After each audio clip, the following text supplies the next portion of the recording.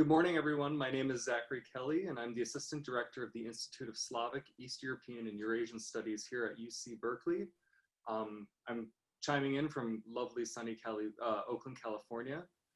Today it's my pleasure to have the second lecture of our Area Studies Showcase lecture series on Russia, Eastern Europe, and Central Asia.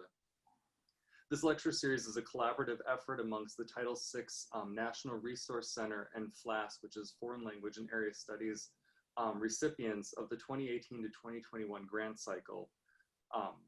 We have collaborated together just to give a quick showcase of everything that we do at our various centers, all 11 of them across the United States. Today, it is my pleasure to introduce Harsha Ram. Harsha is an associate professor in the departments of Slavic languages and literatures and comparative literature at the University of California, Berkeley. His first book, The Imperial Sublime, addressed the relationship between poetic genre, aesthetic theory, territorial space, and political power in 18th and early 19th century Russian literature. His recent publications chiefly concern Russian, Georgian, and Russian-Italian literary relations in the context of theories of world literature and comparative modernisms.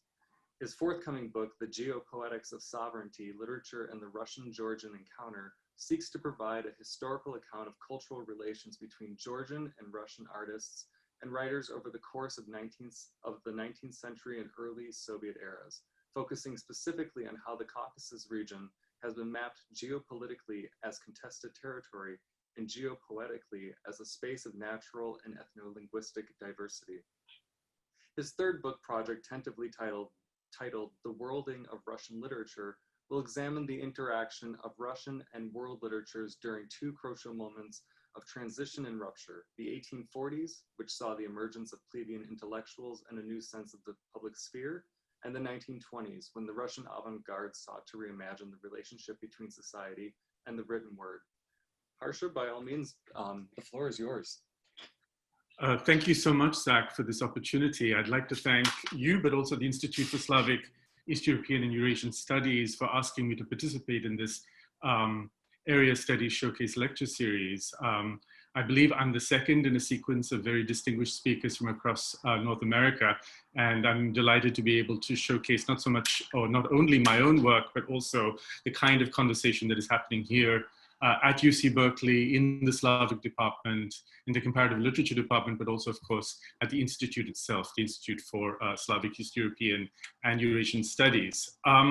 The paper that I'm about to share with you is taken from chapter 3 of my forthcoming book, which is entitled, as Zach mentioned, The Geopoetics of Sovereignty, Literature and the Russian-Georgian Encounter.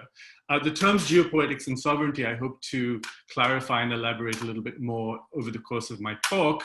But as Zach briefly mentioned, it's a book that focuses on the very rich multilingual archive of literary and paraliterary texts related to what I call the Russian-Georgian encounter, written in the Russian and the Georgian and some other ancillary languages. So it's a multilingual archive that I think has never really been placed in a kind of vigorous dialogue, at least in the English language, in English language scholarship. And that's precisely what I hope to share with you, although my focus today will be primarily on Russian texts. The talk I'm going to give is in some ways a little bit low-tech, or at least old-fashioned, in the sense that it doesn't have slides or images or a PowerPoint presentation, but it is, I think, reasonably timely as well as methodologically advanced in that it is interdisciplinary. And the disciplines that I'm hoping to bring into conversation today are the disciplines of Russian studies and Caucasus studies primarily, but also the disciplines of literary studies, as well as aesthetic theory and political history. So I do hope to beguile what I imagine to be a fairly interdisciplinary audience within, broadly speaking, Russian Eurasian studies, with some nuggets of political and aesthetic theory for those of you interested in political history and political science, but also some choice quotes from Russian and even British English language poetry for those of you who are fond of the great Russian and English romantics. So the title of my talk is the Caucasus from Geopolitics to Geopoetics. There is a handout which I believe is going to be made available to you by Zach.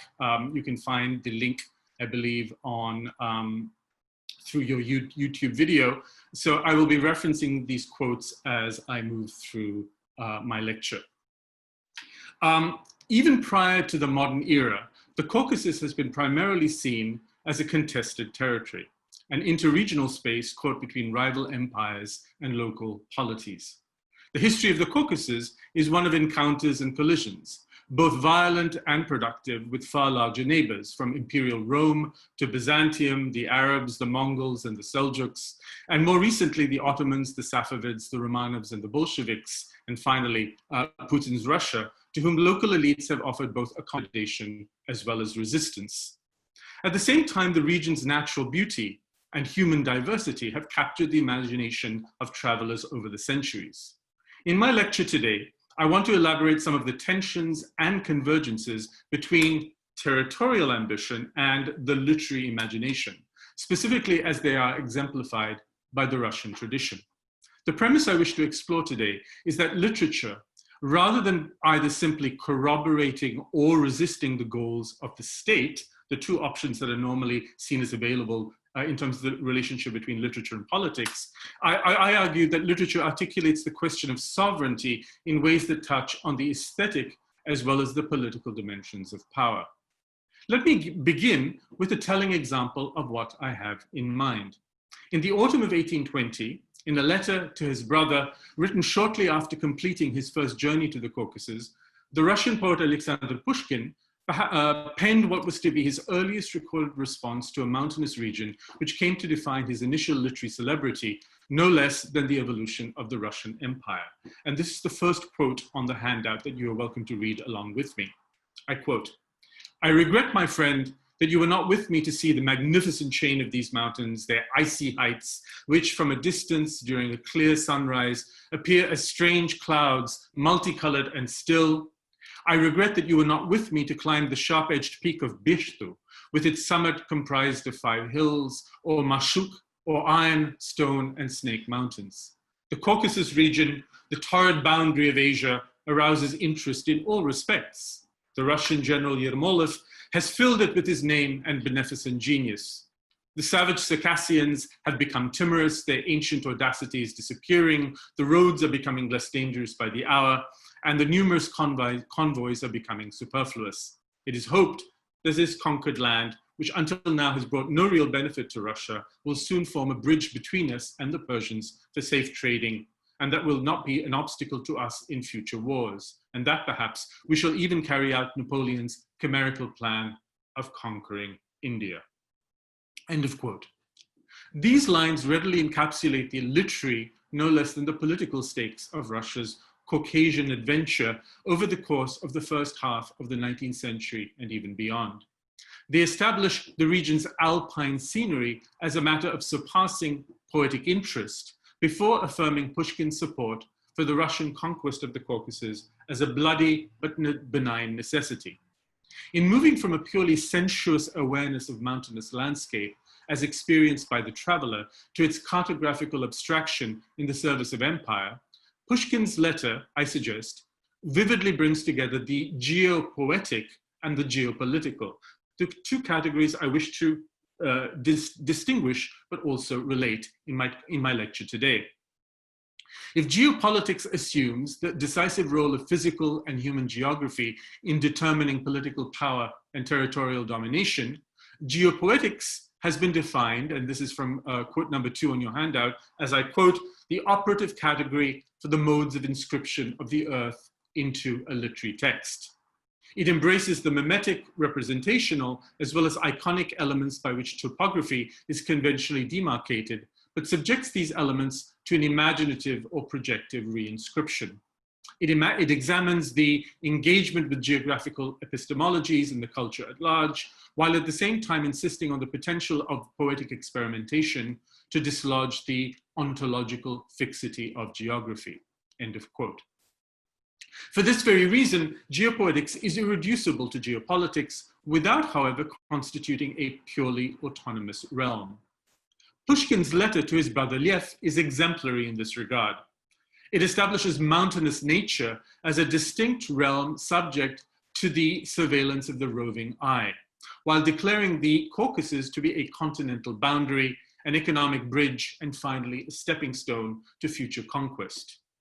The geopoetic arises from the experience of visual appraisal, manifested here in the picturesque distortions to which distance subjects eyesight, such that the icy heights of the Caucasus appear, I quote, as strange clouds, multicolored and still. The geopolitical, by contrast, arises from the miniaturizing of space, the contraction of scale typical of cartography, whereby land is translated into territory. Where geopoetics and geopolitics appear rhetorically to merge, the body of the viewer fuses imaginatively with territory as the body politic.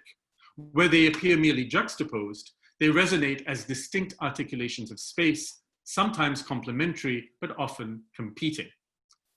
Pushkin's advocacy of Russia's civilizing mission in the Caucasus was in fact a commonplace of his time, one embraced by the progressive noblemen of Russia's still incipient Decembrist opposition, no less than by Tsarist officialdom. The poet's lasting contribution to representations of the Caucasus region and to Russian culture more generally lies elsewhere. In the dialectic he establishes here in the quote that I just shared with you, as in his literary works, between no less than three dimensions, or three, I would say, distinct but interrelated realms. Firstly, the natural realm of alpine landscape. Secondly, the literary imagination of the itinerant writer. And thirdly, the political sphere of competing territorial states. The links, no less than the discontinuities, between the Russian literary archive and the history of Russian imperialism are related to the shifting co-presence of these three distinct realms.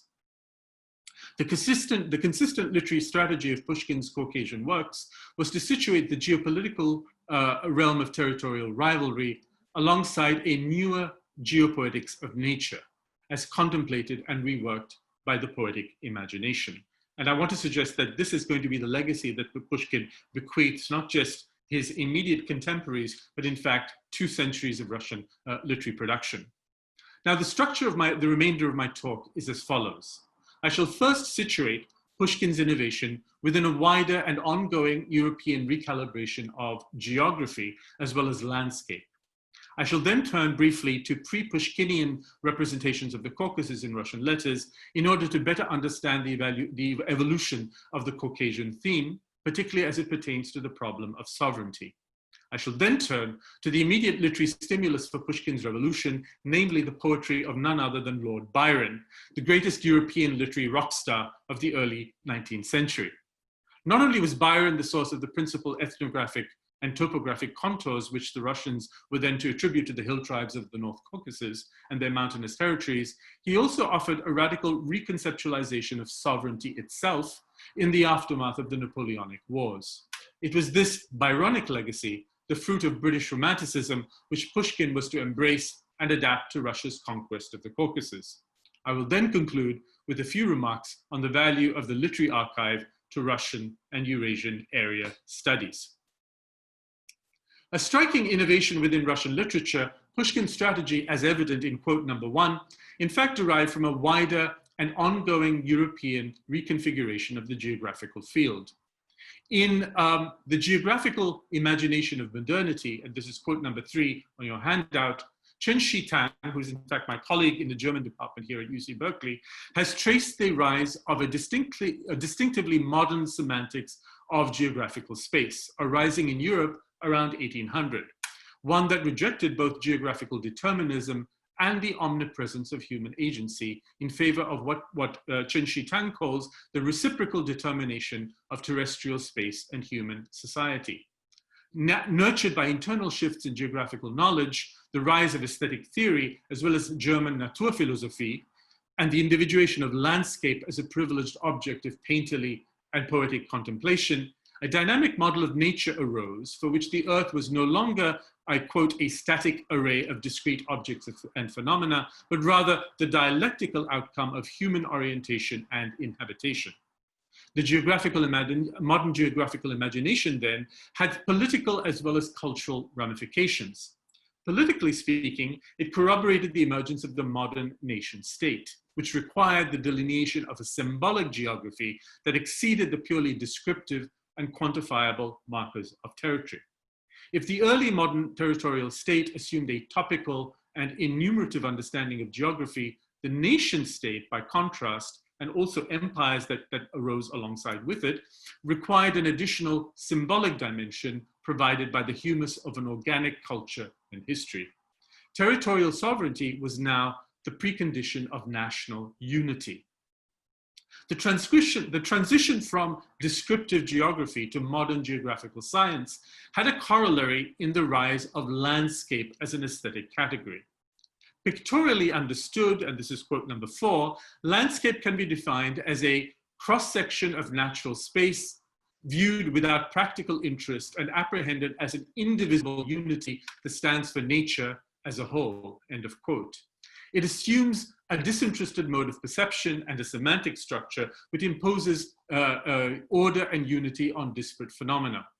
Over the course of the 18th century, the representation of landscape in European painting and poetry evolved beyond the enumeration of topoi, understood empirically or within a moralizing framework, to an understanding of nature as the embodiment of ideas, that is to say, an allegorical landscape, or increasingly as an embodiment of feelings as well as moods, what the Germans then called Stimmungslandschaft. In essence, landscape became the expression of the viewing subject's tactile unity with nature, according a new primacy to sensory experience and the feelings which sensory data elicited. Now, I want to suggest that the development of the Caucasian theme in Russia, in Russian letters, can be seen as a specific instance of a broadly European rearticulation of geopolitics and geopoetics in which landscape played a pivotal role. Prior to Pushkin, Russia's poets had generally rendered Russia's expanding territories through a dialectic of cartographical abstraction and Baroque allegorical personification. For these poets, nature had little or no aesthetic value except as a manifestation of divine will or as the object of state policy. Landscape then was simply a projection of sovereignty in which subjective agency and objective materiality were reconciled by rendering the figural body of the sovereign as coextensive with the space of territory miniaturized as if on a map. Now, this seems perhaps a little bit abstract, so let me give you a very concrete example of what I have in mind, of the way in which landscape begins to evolve in Russian letters from the middle of the 18th century to the revolution, the aesthetic revolution that Pushkin will represent in the 1820s. In a typically ponderous ceremonial ode of 1748, the quote is number 5 in the handout, marking an anniversary in the reign of the Empress Elizabeth. The 18th century poet Mikhail Lomonosov images the Russian Empire, somewhat obscenely perhaps, as an ungainly giantess reclining with her, I quote, legs spread out onto the steppe, where China is separated from us by an extended wall as she casts her merry gaze about, counting the prosperity around her while resting her elbow on the Caucasus, end of quote. Now, from this very simple example, but graphic one, I hope, it should be evident that at least in scalar terms, the poetry of the 18th century collapsed concrete place into abstract space.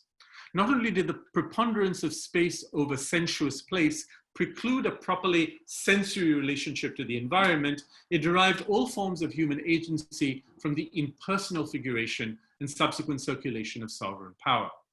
Now, the next stage in what I would call the evolution of Russia's Caucasian theme is readily encapsulated by another poem, this time written some 50 years later, Gavrila Derzhavin's On the Return of Count Zubov from Persia. The poem addresses the military commander Valerian Zubov, who had been forced by the newly ascendant Tsar, Paul I, to abandon his chimerical campaign, supported by Paul's mother, Catherine the Great, to conquer Central Asia. Derzhavin figures the tumultuous vicissitudes of Zubov's campaign and his life of service to the Russian monarchy as a series of landscapes to be traversed in the quest for ultimate peace of mind. The quote is number 6 on your handout. "O young leader, in waging your campaigns, you have marched through the Caucasus with your soldiery. You have gazed upon the horrors, the beauties of nature, the angry rivers as they pour forth from the ribs of terrifying mountains as they roar into the gloom of abysses. The snows from their brows of the hills thunderously they fall, having lain there for whole centuries. The chamois, which is a species of deer, their horns bent down, view calmly in the gloom below them the birth of lightning and thunder. The Russian, of course, is absolutely magnificent, right? Зрят в мгле спокойный под собою рождение молний и гробов. Now, I want to suggest that this poem, beyond its intrinsic literary merit, is also of interest here as a kind of historical transition. The details in the quote that I've just shared with you, the details of the Caucasian landscape are no longer as they were for Lomonosov, cartographic allegories of the state, but nor are they yet primarily pictorial or picturesque as they would become for such romantic poets as Pushkin and Lermontov. The poem strikes us even today, of course, for its abundance of rich, sensuous detail. The deer looking down onto the birth of lightning and thunder, and all of the other sensory details according to the axis of beauty and horror. But I want to suggest that these very details ultimately serve as a kind of foil for a didactic message, which, although this is not in the quote that I've shared with you, essentially advocates a kind of equanimity of spirit in the face of the vicissitudes of fate. In other words, what Державин's poem actually does is use the Caucasus campaign as a kind of pretext to establish a kind of contrasted relationship between the hero of the poem, Count Zubov, and the object, which is the landscape that he's traversing, in order to establish a kind of balance or equanimity within himself, which is essentially a kind of how-to guide, if you will, a practical guide by which Russia's service nobility could navigate the whims of Russian autocracy. In other words, the visual details described in the poem that I just shared with you do not constitute what the Germans called a Stimmungslandschaft, a landscape of mood and of feeling, but rather a moral allegory designed to encourage the cultivation of moral polities, a sovereignty of the self. So my basic point then, as I leave the 18th century behind, is that sovereignty in 18th century Russian literary discourse, as ancillary to the politics of the state, first appeared as part of the symbolic iconography of the ruling monarch, before then being advanced by the state's more enlightened servitors, such as Gavrila Державин, as a mode of self-fashioning that would serve as a bond of mimetic reciprocity that would link the ruler, in this case Catherine the Great and subsequently Paul I, to Russia's state functionaries, while simultaneously being projected as a civilizing mission capable of endowing imperial conquest with its ideological rationale. So before Pushkin then, the Caucasus was largely the expression of an era of political absolutism, alongside the earliest stirrings on Russian soil of authorial independence. Buttressing the traditional ideology of the ancien regimes of Europe was a political theology which regarded kingly power as divinely ordained. Now here I'm transitioning into what I would call the political theology of sovereignty, and before then moving on to Pushkin's work via Byron, in order to explain some of the distinctions that I'm trying to establish between aesthetic sovereignty and political sovereignty, which is going to be the crux of the argument that I'm going to present before you via some quite wonderful poetic digressions. Buttressing the traditional ideology of the ancien regimes of Europe was a political theology which regarded kingly power as divinely ordained. The figure of the sovereign, materially embodied but symbolically charged, was seen to derive its authority from a transcendental ground, an external or antecedent authority, absolute but necessarily immaterial, which functioned as a sacralizing source of legitimation. And this is quote number 7 in the handout, where sovereignty is defined by Robert Jackson as, and he's of course summarizing a vast body of political theory that I do analyze in the book, but which I of course don't have time to go over in my talk. Sovereignty is the idea of authority embodied in those border territorial organizations we refer to as states or nations. It implies both the supreme authority lodged in the state and the idea of political independence and legal, political and legal independence of geographically separate states. Right? And then also perhaps a pertinent quote from Victoria Khan: political theology refers not to the theological legitimation or theological essence of political authority, but rather to the problem of the relationship between politics and religion once this theological legitimation is no longer convincing. And my argument is going to be, in fact, that the aesthetic emerges as a kind of placeholder for the theological legitimation that is no longer seen as convincing, at least in the eyes of Europe's and Russia's writers. Now, arising as it did in the aftermath of the French Revolution, literary romanticism, typified for the purposes of my talk by the works of Pushkin and of Byron, can thus be said to have coincided with the modern crisis of political theology. The contestation of the divine right of kings gave rise, as I'm sure most of you who are familiar with modern history know, to multiple competing sources of political legitimacy. Most notably, the principle of popular sovereignty associated with the revolutions of the late 18th century, the Napoleonic Wars, and the Greek struggle for independence. The rise of competing models of sovereignty, I wish to suggest in my talk today, had a powerful aesthetic correlative in literary romanticism's elevation of the poetic imagination. Now, this is essentially the basic argument of my talk today, which is that the romantic imagination functions as a kind of new corollary, both ancillary but also competitive to the political models of sovereignty that have been circulating since the origins of modern sovereignty in the absolutist state. In its most radical form, the romantic imagination presented itself as the free play of creativity, self-generating and autotelic, functioning as a quasi-secular analog to the transcendent ground of the divine, just as its actual creations could be seen as equivalents to the embodied laws and edicts of the sovereign monarch. The argument I wish to advance today is this: that the autonomy of literature, which is often cited as Romanticism's greatest aspiration, if not its realized legacy, was enacted by means of the poet's mimetic yet competitive relation to political theology. Like sovereign power, the poetic imagination was freely exercised and infinitely expansive.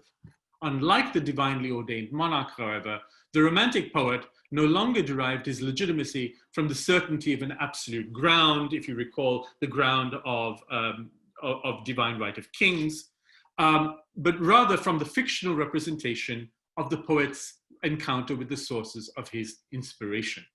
Natural landscape, I wish to suggest, was one source of inspiration. And here I'm coming back to the problem of land, of landscape and geography. As you can see, essentially, I'm going to be constructing a kind of triangular relationship between sovereignty, poetry and the poetic imagination, and the problem of land, and specifically of alpine landscape as embodied by the Caucasus.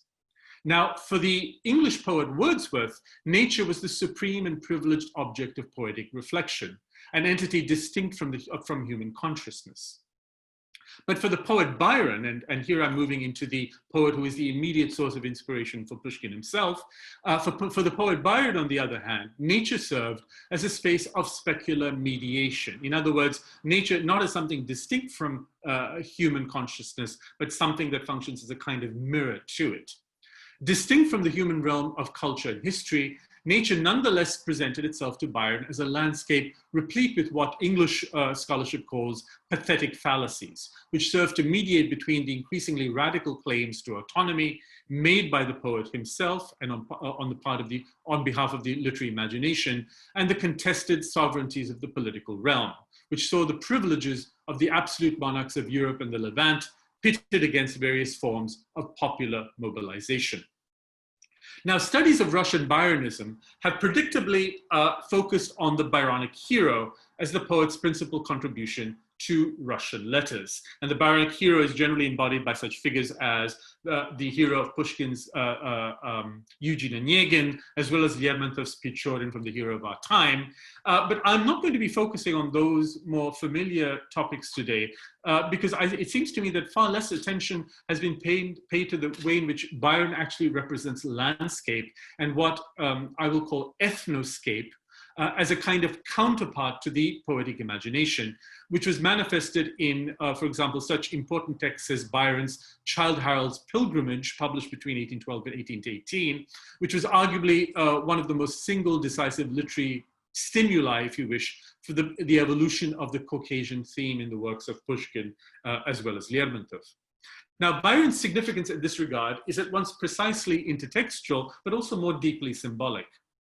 Now, it's not widely known that, in fact, Canto 2 of Childe Harold's Pilgrimage, specifically the description of the hero's journey to Albania, furnished Russia's Romantic poets with a ready repertoire of topographic and ethnographic topoi, which they deployed in their representation of the North Caucasus. In other words, the real source for many of what would become the central descriptors and even cliches of the Russian encounter with the North Caucasian mountain peoples actually derives from Byron's encounter with the Albanian peoples of Albania.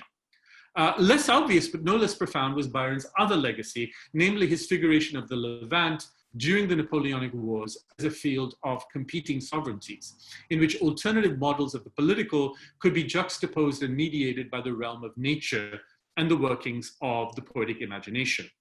Let me examine these aspects of Byron more closely before then briefly moving on to Pushkin's Prisoner of the Caucasus, and then wrapping up with some conclusions.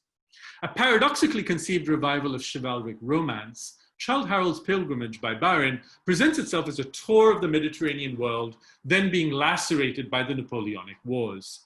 Its protagonist, Harold, the earliest manifestation of the Byronic hero, so I do talk a little bit about him here, is a restless English reprobate, the wandering outlaw of his own dark mind, frequently overshadowed by the intrusive and digressive presence of the author, who resembles him biographically, even as he outstrips him in depth, eloquence, and sensibility. The poem's immediate and enormous contemporaneous success lay both in its intimations of the poet's scandalous, intimate sex life and in its survey, at once impassioned and whimsical, of the tumult of the day, that is to say, the wars then wrenching Europe apart. As such, the poem is at first and foremost a vindication of freedom, political, personal, as well as poetic. The freedoms that the poem celebrates are multifaceted. Byron subverts the quest structure of romance by granting Harold's journey no greater goal than the satisfaction of personal curiosity and amusement, even as the author piggybacks on the hero's journey to then venture judgments on the shifting contours of Europe and the Levant. What results is nothing less than a dynamic cartography of the contemporary Mediterranean in the throes of being deterritorialized and re-territorialized, as mapped by an author who is recognizably English, yet politically and aesthetically independent, which is precisely in some ways what Pushkin was trying to do with the Caucasus in his own work. Byron's map pits the arbitrariness of old absolutisms and newer upstart tyrannies, that is to say Napoleon, against the principle of national or popular sovereignty. These properly political considerations coexist with two other distinct realms, which I want to also insist on today, that of nature on the one hand, and that of the poetic imagination on the other. Let me examine how the distinct but interrelated sovereignties of politics, of nature, and of the imagination function in Byron's account of Albania, which I would suggest serves as the immediate intertextual model for the Russian representations of the North Caucasus. And you can find echoes of this, not just in the works of Pushkin and Lermontov, but also Tolstoy, Solzhenitsyn, and even some of the representations one finds in the media, in the Russian media in the 1990s to this day. Earlier in Canto 2 of Childe Harold's Pilgrimage, Byron had contrasted his own solitary contemplation of nature with the anonymity of the crowd. I quote, and this is quote number 8, to sit on rocks to muse o'er flood and fell, to slowly trace the forest shady scene, where things that own not man's dominion dwell. This is not solitude, 'tis but to hold converse with nature's charms and view her stores unrolled, but midst the crowd, the hum, the shock of men, to hear, to see, to feel, and to possess, and roam along the world's tired denizen. This is to be alone. This is solitude. So here in this particular text, this particular fragment, Byron contrasts nature and human society in a particularly stark fashion. I love not man the less, but nature more, he will say a few chapters further on. But this contrast, in fact, is neither permanent nor absolute. And it begins to diminish, let us say, the contrast between humanity and nature, the closer the hero approaches the Albanian coast. And here at this particular point, Byron declares Albania to be the fairest in her features wild. Albania presents the reader with a particular kind of homology, a homology between nature and culture, which in turn encloses a kind of paradox. Let me explain. The homology is based on a clearly enunciated kinship between the alpine landscape and its inhabitants, both viewed as equally savage. This homology, founded on the presumed oneness of nature and culture proper to primitive societies, and of course, this is a homology that goes back to has a very robust history in political theory, going back to Hobbes, as well as Rousseau's takes on what was called the state of nature or the natural state. But this homology reveals a more troubling convergence that is based on a seemingly impossible contradiction. The coexistence of despotism and anarchy, of law and lawlessness within the same political realm. And here I have a quote for you. This is quote number 9. From the dark barriers of that rugged climb. And by the way, this is the quote that I think most immediately shows its relevance as basically the kind of the defining passage that is going to function as a source text for Russian understandings of the Caucasus. From the dark barriers of that rugged climb, even to the centers of Illyria's vales, Childe Harold passed o'er many a mount sublime, through lands scarce noticed in historic tales, to greet Albania's chief, whose dread command is lawless law, for with a bloody hand he sways a nation turbulent and bold, yet here and there some daring mountain band disdain his power, and from their rocky hold hurl their defiance far, nor yield unless to gold. Fierce are Albania's children, yet they lack not virtues, were those virtues more mature. Where is the foe that ever saw their back? Who can so well the toil of war endure? Their native fastness is not more secure than they in doubtful time of troublous need. Their wrath how deadly, but their friendship sure, when gratitude or valor bids them bleed, unshaken rushing on where'er their chief may lead.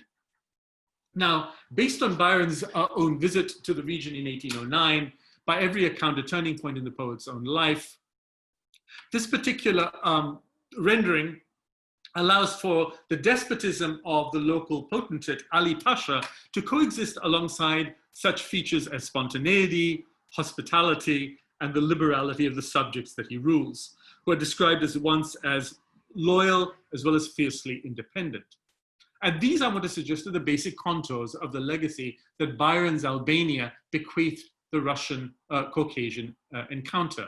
That is to say, a mountainous realm, quite unlike the purely solitary and contemplative nature that Byron encountered elsewhere, whose rugged sublimity permitted the equation of natural landscape with its inhabitants, and who in turn paradoxically reconciled what would appear to be the irreconcilable principles of despotism and freedom, of law and lawlessness.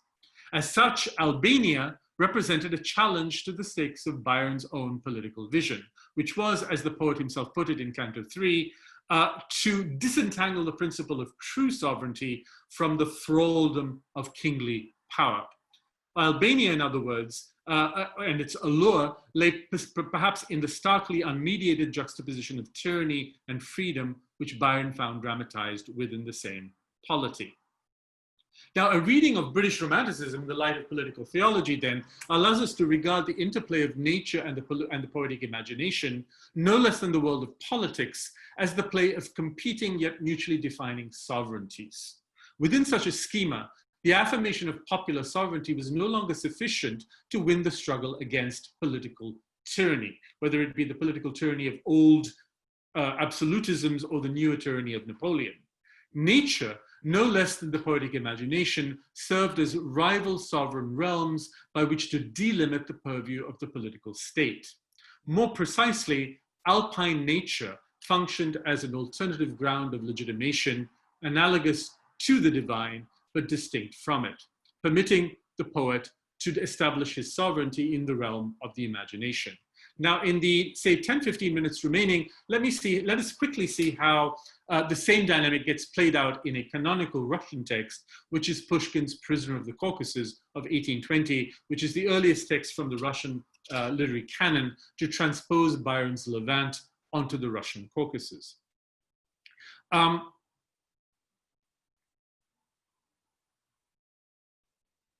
Now, normally the story is seen primarily in one of two ways, either as a kind of boy meets girl encounter in which the hero is rescued by a local Caucasian girl who liberates him and allows him to escape his imprisonment at the hands of the Caucasian mountain dwellers, or it's seen simply in terms of the epilogue to the text in which Pushkin unequivocally celebrates Russia's conquest of the region. And I want to suggest, in fact, that a consideration of what we might call political theology and the problem of sovereignty might allow us to think or return to this highly canonical text, which every Russian school kid reads and has to memorize fragments of. It's a text that everyone thinks that they more or less know, and yet perhaps there is still more to be said about it. And it's precisely this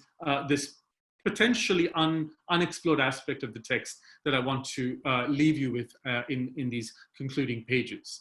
Now, like Byron's Albania, Pushkin's representation of the North Caucasus allowed for the juxtaposition of three distinct but interrelated realms. The realm of nature, characterized by spectacular alpine scenery, as well as by the picturesque everyday life of the Circassians. Secondly, the realm of the romantic imagination, typified by the hero's quest for personal liberty, manifested by the hero, but also by the author who appears at various points in the text. And finally, by the political realm, marked by the paradoxical juxtaposition of freedom and tyranny, embodied by the Russian prisoner's own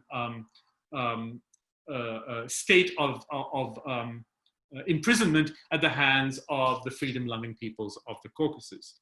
Now, what distinguishes Pushkin's text from Byron's is, of course, the hero's immediate condition of forced captivity, as well as the related context of Russian autocracy and an absolute monarchy which had faced the challenge of the Napoleonic Wars to emerge a victorious bulwark of European reaction.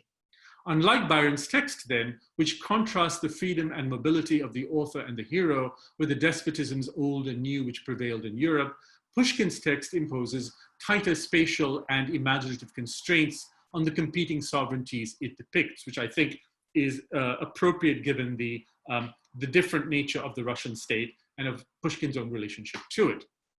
So the freedom of the Circassians will be definitively destroyed, the poet predicts, with Russia's military conquest, and the hero's Byronic flight from European civilization ends with the poet celebrating its inevitable encroachment on the savage world to which the hero had fled.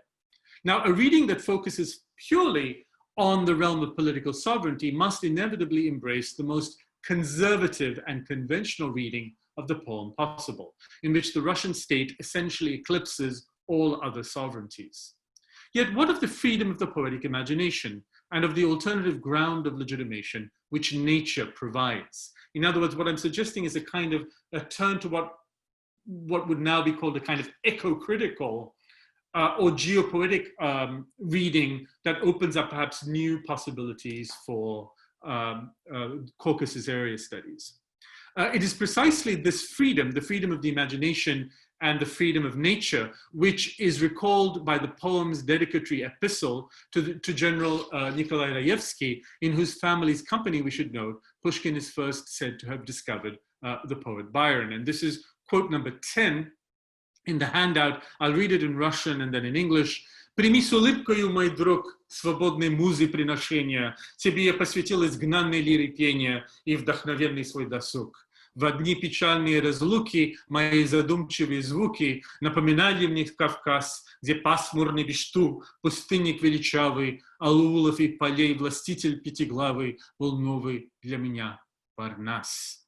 Take with a smile, my friend, this offering of the free muse. I have dedicated to you the song of the exiled lyre, in my inspired leisure during the days of our sad separation. My pensive sounds reminded me of the Caucasus, where the gloomy Mount Bishtu, stately yet solitary, the five-headed ruler of the Caucasian villages and fields, was for me a new Parnassus. Now, let's unpack this passage in conclusion. Here, the liberty claimed by the poet in exile is explicitly grounded on an alternative source of inspiration, the mountainous landscape. In other words, the free muse is in some ways related to the alpine landscape itself. Yet to invoke the vertical grandeur of the Caucasus is in fact to derive one's creative freedom from a sovereignty that is no less absolute. And it is no coincidence that Pushkin anthropomorphizes Mount Bishtu as the five-headed ruler of villages and fields. For Pushkin, as for most Russian writers after him, this alpine sublime embodies an alternative sovereign realm, whose sublime power is in some ways a guarantor of the poet's creative freedom, a realm which no Tsar could actually breach. So I want to suggest that the Caucasian theme in Russian Romanticism might be read in some ways as a key topos, which allowed the competing sovereignties highlighted by political theology the most ample room to play. It was in the Caucasian theme that the inherited 18th century model of divinely ordained absolutism most vividly collided with other competing realms. The sovereignty of the Caucasian peoples themselves, combining, in Russian eyes, anarchic self-determination with the presumed despotism of Imam Shamil, but also the realm of nature itself as an aesthetic experience of intrinsic richness and complexity. The dialectic between the traveler's gaze and the region's magnificent alpine scenery generated a new poetic topography, a landscape of soaring heights and plunging depths, of snow-capped peaks and fast-flowing streams, capable of eliciting both terror and awe.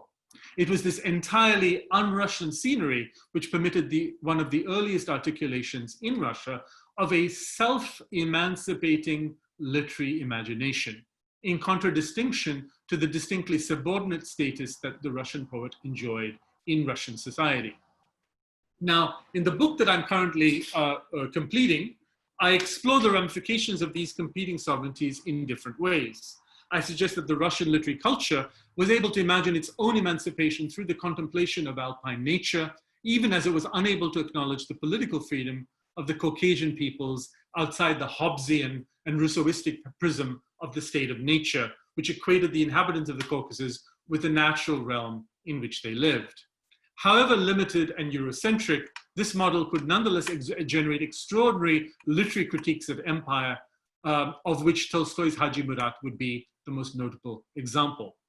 I also provide in the book some counterexamples from the realm of Georgian literature, which are no less complex. For example, the Georgian Romantics, the first Georgian writers to deeply assimilate contemporary European models, moved between a nostalgic projection of lost national sovereignty, a qualified embrace of empire as a space of domination, as well as collaboration, and finally, perhaps more subtle explorations of customary law and folk practices as a kind of local sovereignty and an alternative to the more familiar models, modern models of nation and empire.